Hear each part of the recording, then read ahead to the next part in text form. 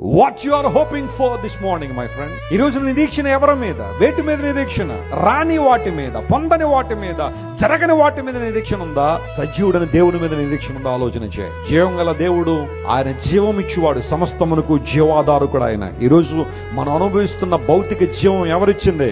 దేవుడిచ్చింది. నీకు ఈ నమ్మకం ఉందా? పాండమిక్ సమయంలో మన భారతదేశంలోనే సుమారుగా 1500 నుండి 2000 మంది డాక్టర్లు తమ ప్రాణాలు కోల్పోయారు. ఎంతో కాలం వైద్య శాస్త్రాన్ని అభ్యసించి ఏ రోగానికి ఏ మందు అయ్యాలో, ఏ రోగానికి ఎలాంటి చికిత్స ఇవ్వాలో తెలుసుకున్న డాక్టర్లు 2000 మంది మన భారతదేశంలో ప్రాణాలు కోల్పోయారు పాండమిక్ సమయంలో. జీవం ఎవరివ్వాలండి? ఆ సమయంలో నేను బ్లెస్సీ గారు ఒక కాల్ సెంటర్ లో పనిచేసినట్టే పనిచేసాం. నిద్ర ఉండేది కాదు. మా 2 గంటలు పడుకున్నాం కూడా తెలియదు ఆ టైంలో, ఆ కరోనా టైంలో.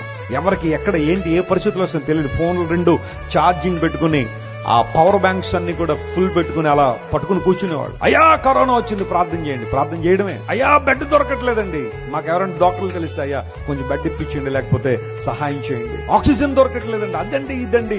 పరిస్థితులు ఇలా ఉన్నాయి. ఆ రోజుల్లో చాలా మందికి మా ఇంట్లోంచి భోజనాలు వెళ్తుండే. క్వారంటైన్ లో ఉన్న వాళ్ళు ఇంటి ముందు భోజనాలు పెట్టేసేవాళ్ళం. వాళ్ళు బయటకు వచ్చే తర్వాత తీసుకుని తింటుండేవాళ్ళు.